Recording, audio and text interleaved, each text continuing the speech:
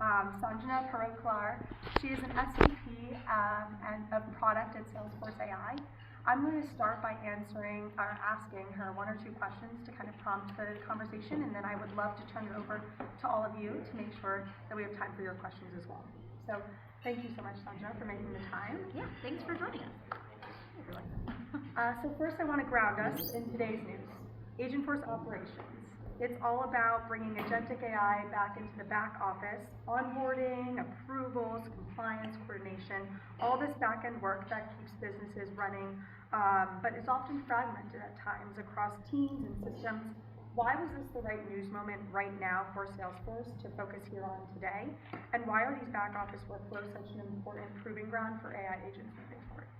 It's a great question. I mean, and to answer it, I want to kind of like take a bit of a rewind into our launch of Agentforce overall, right? So we launched Agentforce end of 2024, so a little over a year and a half ago now, and it's been focused primarily on the customer experience, right? And the people building on the Agentforce platform are architecting that customer experience. It's all about increasing case deflection, freeing up your service teams, freeing up your sales teams, increasing the quality of their pipeline, all sorts of different returns that folks are seeing that are focused on the customer side. And what we saw was really a huge gap in back office operations, sort of supporting them, right? And 6 months ago, we acquired a company called Regrello, and Agentforce Operations is sort of our platform launch of Regrello. And Regrello did a really interesting thing, which is that it sort of flips Agentic AI on its head. So instead of architecting an agent for an experience like we've been doing with Agentforce for the last, year and a half or so, like I said, they apply agents to an existing process to completely rethink it. And what I love about it is that it makes the kind of potential of these workflows sort of limitless in a sense, right? Because if you ask a person to restructure a workflow and make it more efficient today, right, what are they going to do? They're going to open up a tool, maybe a tool, one of ours, like Flow, which we've had for a really long time, and they'll think about, well, okay, Hayley has this much capacity in her day, and Sanjna has this much capacity, and Meredith has a different amount of capacity, and you're sort of mapping human capacity to a workflow. And that doesn't really work, right? We've been doing that for a really long time, and these workflows have not become more efficient. So with Agentic AI and with Agentforce Operations, we now apply these out-of-the-box agents to do a lot of that work at massive scale. So now we have these out-of-the-box agents as a part of Agentforce Operations that sort of ship out of the box, that can do things like read Excel tables and send emails, read documents. You wouldn't believe how much human time is spent doing those tasks. And when you can have agents doing that and have humans playing sort of the approver or the human in the loop when you need some sort of audit and control in place, then you actually have a workflow that is new and better as a result of Agentic AI, and not just working around the humans, if that makes sense. Makes sense to me, and I look forward to further questions around that. I wanted to quickly build, because if those have seen, if you've not, you may be living under a rock, we launched Headless 360 last week. Okay. So Headless 360 is a foundation for a unified, flexible customer architecture, bringing the UI anywhere. How does that announcement compare and build and connect to what we're seeing today with Agentforce Operations? So many terms: unified, customer, headless, all these things, right? So what does it really mean? So if we back up again to our terminology that we've been using, it's all over the conference today, Agentic Enterprise, right? It sounds really highfalutin and big, right? But what do we mean by that? We mean that an Agentic Enterprise is a company where every single department is materially different and better as a result of Agentic AI. And the Headless 360 announcement was really about the developer persona coming into the mix and creating a lot of change. I mean, these coding agents that we see, I think we've all become like, developers on the weekend, right? Which is super fun. We've all been diving in, I'm sure all of you have as well. And it's really fun to create these new solutions. But in the enterprise, there are obviously restrictions in place. There are requirements in place. For these teams that are building agents on Agentforce, they wanted more flexibility in what data sources can I bring in? How do I connect to different MCP servers for different parts of the Salesforce stack? You'll notice that our platform slide that we showed in the keynote, that we keep showing with our layers, our different systems, actually doesn't say platform. It's our architecture. It's an open architecture, an open ecosystem of products that our customers can now plug into. And so with the addition of Agentforce Operations, to me the difference and the positioning of both is really about persona. Within this sort of back office set of personas, you have business users. You don't have necessarily developers in a center of excellence that are building solutions for the back office. It's why it's sort of languished a little bit and hasn't been able to transform in the biggest way. And so we're putting Agentforce Operations in the hands of these finance managers, operations managers, supply chain managers, who can actually go into the tool and go through the workflow of improving their workflows and do it themselves. They don't need to, go and call their developer or call their IT department and say, like, can you fix this for me? They can do it themselves.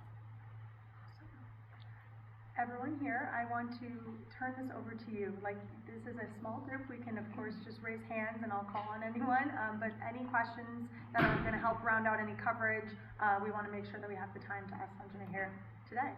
So, without further ado, Mike in the back with DevOps. The agents that you were talking about, so the one for the back office, those are Salesforce agents, but then there's the headless agents, so will there be third-party agents that can access the back office thing like another headless service, and so will that extend to the back office operations as opposed to the customer service that we talked about also? Okay, let me see if I understand your question. Basically, in the context of Agentforce Operations, we have some of these out-of-the-box agents. Are you asking how many of those are available in a headless capacity, or will agents that you build elsewhere be able to be leveraged? So third-party, will AI agents, third-party, be able to access the Salesforce backend to automate the backend workflows the same way your agents do? So what is the role of third-party agents on our platform? I mean, to an extent, people are doing that today, using our API. We've always had an API that people leverage. There are limits to that, of course. There are limits to usage and capped usage and all of that sort of stuff. However, I will tell you, what I hear more often than not from customers is that they have tried to create their own sort of MCP servers to communicate directly back to Salesforce. And they've given up. And you want to know why? Because it turns out it's really hard to create a trust model, a sharing model, read and write access to data, role-based access and permissioning. All of the platform fundamentals that have existed in our stack since day one are incredibly difficult to recreate and really not worth the time for customers to recreate themselves. So are certain things possible? Sure, a lot of things have been possible. I mean, since Salesforce was created and we launched our REST API back in the day, people could do certain things with our data. But there's a level of enterprise-grade security and trust that our customers don't want to recreate. And so that's why I think our customers have been so excited about this headless announcement. We have Henry from Salesforce Ben. Hi, nice to see you. There's a kind of a theme at the moment we've sort of noticed about either doing away with the browser, or was it Parker Harris who said, like, you might never have to open Salesforce again, something like that. Is there sort of a timeline? This is sort of like an ambitious kind of thing, it seems like to me. But is there something maybe internal to Salesforce, or maybe like by this year we will have achieved this? We'll be at the point where everything will be headless. No one will ever have to open Salesforce again. This kind of thing. I wouldn't say there's a timeline, but what I would ground you and kind of all of us in is that Salesforce is so much more than the UI, right? What do we do at our core? We have our trust and sharing model, like I mentioned. We execute these workflows. We have the metadata and the data models that are included in the platform. From an Agentforce perspective, we have our runtime. I mean, our Agentforce runtime is an opinionated agent runtime for the customer experience that has determinism and non-deterministic workflows in it. It also has a really specific way to do enterprise-grade observability. There's a lot that's at our core that doesn't have anything to do with the UI. Now back to Parker's statement, it was bold and cool to hear, right? But there are going to be customers that maybe don't want to log into Salesforce, but want to inherit all of that goodness that I just mentioned in whatever experience they create. And that's their prerogative, right? That's why so much of that headless announcement, it was about the experience layer, about showing, I mean, like Axel and the multi-framework that were sort of like the subs to the Headless 360 announcement are all about, what you build in Salesforce and on the platform showing up in these different channels in the most consistent way and format that these sort of channels have, whether it's ChatGPT or WhatsApp or whatever. And so there isn't a timeline, but I think we're deeply aware that the usage of AI in platforms like Salesforce they're personal. It's your personal workflow, and personal workflows, employee workflows are constantly changing, and we really feel that we can keep pace and still continue to create a lot of value in this field. Amelia from VentureBeat. Oh, you made it. Hey. It's only a year. I'm curious how much observability enterprises would have, especially because this is kind of an entire system, right? So with headless and also related to operations, there's kind of this notion that it could lead to an orchestration that they don't really see because it's all autonomous and it's happening kind of more in a non-deterministic fashion. So how can enterprises have more observability of that and ensure that it isn't just like transparency for the sake of it's reasoning something, Yeah. but it's actually something that can be auditable and that they actually know it's doing what it needs to be doing? Yeah. So let's start with Agentforce Operations, and then I'll paint more broadly with Agentforce as a platform. So in Agentforce Operations, and this is much more clear in the actual demo than when I'm mime it, like I'm about to do. But when you upload a process, the sort of recommended process, like newly managed process that our process manager will sort of show you that can orchestrate across these agents, it's deterministic in nature, right? Which is fantastic, because the last thing a supply chain manager, a finance manager wants is AI taking the wheel 100%. Like, that would have just been a non-starter if we did it that way. And so what I love about it is that you can sort of build in these human-in-the-loop checks on what the AI is doing.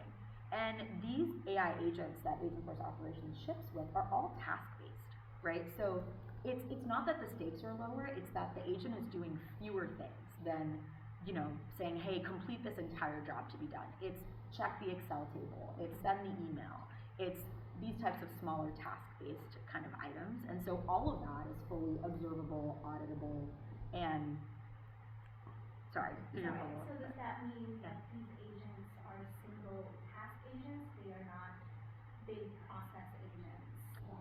Single task agents, yes. So one thing I want to call out is that when you upload, let's say, a broken process into Agentforce Operations, the newly generated process is not just the same thing that you uploaded, just digitized. That would be OCR, and we've had that for a really long time, right? It is actually using a blueprint or rethinking your process and saying, hey, if you added these 20 steps with an agent, this would be much better than what you had before.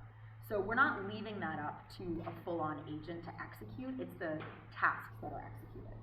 Now, when you flip the coin to other customer-facing agents that our customers are building, there's a lot more observability required, because if we think about what's the definition of an agent, right? It can be a single prompt, or it can be many different prompts working together, many different workflows working together. And so the type of observability that we have in the platform at large is quite robust. So we have our session tracing data model, which can be used in a headless capacity, can be used within our tools. We have an actual UI called Agentforce Observability, where you can go in and do health monitoring of your agents. You can look at tags for different themes that are coming up. You can go down to the individual session, because these are customer facing, right? Of what did the agent say to the customer? And was it right? Was it wrong? Did I like it? Did I not like the tone? And then go back and tweak how that, how the prompts are defined within the agent. So it's there are different observability jobs to be done in those domains, whether they're front office and back office. And we feel that we're really providing quite a bit of observability to users to be confident.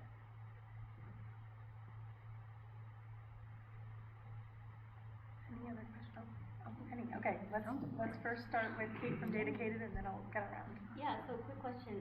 During the Canada Goose example, we saw calls being made, and immediately the agent knew that this is this person.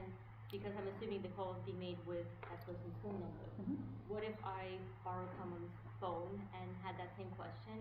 What would that verification process look like to make sure that that's actually me? Yeah. I think it would depend on the customer that's architecting it, right? So everything that you saw in the Canada Goose example is what their workflow has looked like for customer verification, right? There are plenty of companies that are not selling jackets where a phone number is not enough, right? If you're calling your, an bank. agent, your bank or something.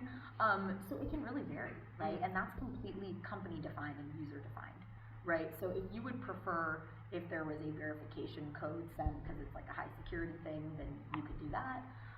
If you prefer if it was email based or whatever, I would say that what we recommend is it depends on where is the pain in the customer experience, right? If it were an airline, I'd say, well, it's pretty painful to look up your membership number.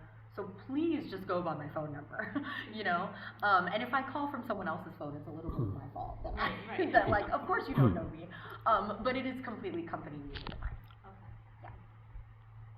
Stan, up front. Do you anticipate the AI agents with the headless doing more processes with other outside things besides Salesforce?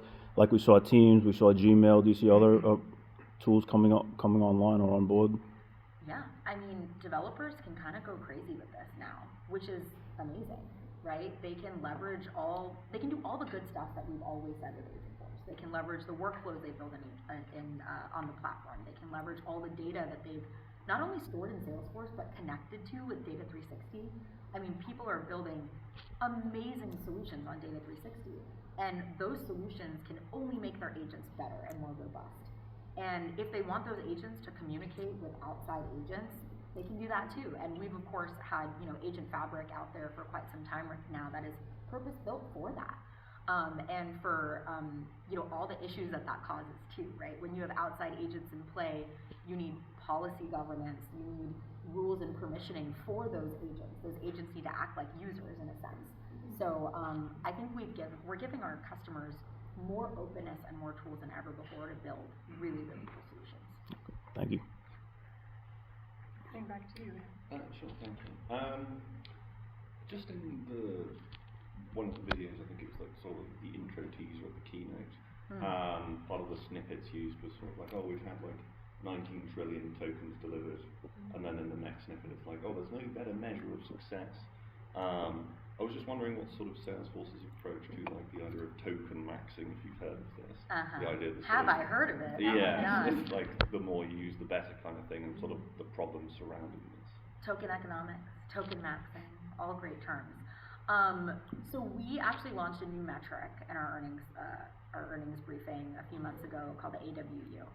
And we did that because we feel that tokens are very clearly not the right estimation of value, right? You can burn 1 million tokens and create no positive outcome for your company. And so, there is obviously like math that goes behind like all our different products and how we translate those tokens into AWUs that we can absolutely share with you. But at a very high level, the way to think about it is that we're looking for a business outcome that an agent achieves, and that can happen by burning tokens or just by executing a workflow. So I'll give you an example, right? If you're a big retail company and you have an agent on your website, you have an agent on your WhatsApp channel, in your mobile app, and on voice, okay, and your 1-800 number. You want that agent to do a lot of different things. You might want it to do styling. You might want it to manage orders and returns. So if I call that agent and I'm like, I'm going to New York for an event, I want a cool new outfit, here's my sizing, here are the colors I like, I'm gonna really appreciate that back and forth of styling advice, right? I'm going to this retailer for that reason, they have great styling. I'm gonna appreciate the back and forth that an LLM can provide, AKA burning some tokens. But if I ask, hey, I got this dress and it doesn't fit at all, I just wanna return it, I don't need any creativity in that response. I just need a workflow to be seamlessly executed. So what our runtime does under the hood is it shortcuts the LLM. No tokens used. Because you don't need to. You don't need to go back and forth with the customer. You don't need the creativity that an LLM provides. You just need a workflow that you probably had for a really long time of executing returns. So the AWU more directly reflects that, and what you'll see, hopefully, over time, is that AWUs go up, even if tokens might go like this. because value continues to be created by that agent. Does that make sense? So what I'm hearing there is, tokens are a great way to track usage and early adoption and all of that, but when it comes to actually measuring value and then even ROI, it's things like AWUs and other longer term metrics that can be better. Usage and outcomes are very different. Exactly. What's AWU? The Agentic Work Unit. Thank you. Anyone else? Yes, please. Any specific announcements that we might expect from a financial services perspective? Anything special that you're doing for that? Yeah. Well, what's really exciting about Agentforce Operations is that financial services is a huge unlock for us. So if we rewind the clock to when we acquired, this company Regrello, they were relatively small and couldn't take on like every vertical under the sun. They had really specialized in supply chain operations. It's sort of the biggest, craziest processes to solve. And one of the exciting things about bringing them into the Salesforce family is that we see platform potential when we see something like that, right? And we're seeing financial services companies just latch onto this capability like crazy because finance operations are some of the most broken and also are the most important. So there are a ton of financial services companies that are really delighted to see this innovation. And we've been so focused on the front and middle office for so long at Salesforce, but at the same time, SFA, Salesforce Automation, was our first product. It's, in a way, automation is like our namesake, our core, our everything, underneath all of that customer experience goodness. And so being able to apply that to the back office, particularly finance operations, has been a huge unlock for a lot of our financial services customers.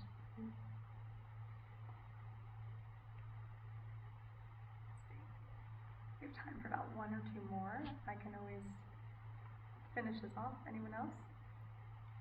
Yeah. Just if not, I didn't want to be greedy. No, Just be greedy. As Go if for no it. one else is going. Yeah, let's keep it coming.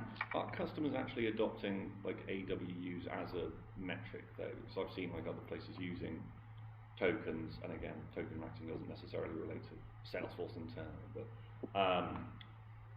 like it's a nice metric to have introduced, but at the same time, like if are customers really using it is the question. I'd say some of them are because it helps them think about their investment. But most of them want to use their own language about their own outcomes. So if a typical customer of ours who's deployed Agentforce across sales and service, they want to talk in terms of pipeline management numbers, conversion numbers, CSAT, deflection, case deflection. I think we'll get there. I mean, it took a little bit of time for tokens to be like as in the vernacular as it is now. We may get there with AWUs. But I think no matter what you call it, AWUs or one of those KPIs I mentioned, we're talking about value and business outcomes, and I think that's like the salient point. Sanjna, I have one more. Everything from headless last week where we were really speaking to the builder and the developer, and then of course with Agentforce Operations today, some of the AEs in the middle back end office. What are the biggest pain points that across both announcements are we truly solving with these new innovations, and what does that future look like for them? If I were to boil it down to one word, it's empowerment. Developers need to be more empowered to build the way they want and create value in their organization. Enter Headless 360. And line of business folks in the back office need to be empowered to fix what's broken. And I think on both of those sides, there's so much beneath the surface, like it's an iceberg problem, if you will, right? For developers, it's never been easier to just build something, right? But think about how many of those solutions that developers are building, that we're all building, that just end up on the cutting room floor because you're not connected to the right data, it's not secure enough, it would never make the test past IT. And so by enabling our platform to be more open for developers to build something worth building, it's a really, really important innovation. It's very empowering. And on the Agentforce Operations side, what is more empowering than someone in the back office feeling like they can create change in a process that they probably inherited, right? So many of these folks, these processes haven't changed not because people don't know that they're broken, they just don't know how to fix them or don't feel that they're empowered to. And I think that the way that we've created this product, by making it business user friendly, by making it always have a human in the loop, deterministic, with agents executing tasks and not entire jobs, I think is a very great way to empower this part of a company that is ignored but has so much potential for transformation. Everyone, thank you so much for taking the time to ask these questions. Thank you, Sanjna, for making the time to answer all of them. And thank you so much. Enjoy the rest of your World Tour New York. And we'll stick around for another couple minutes if there's anything else that comes top of mind.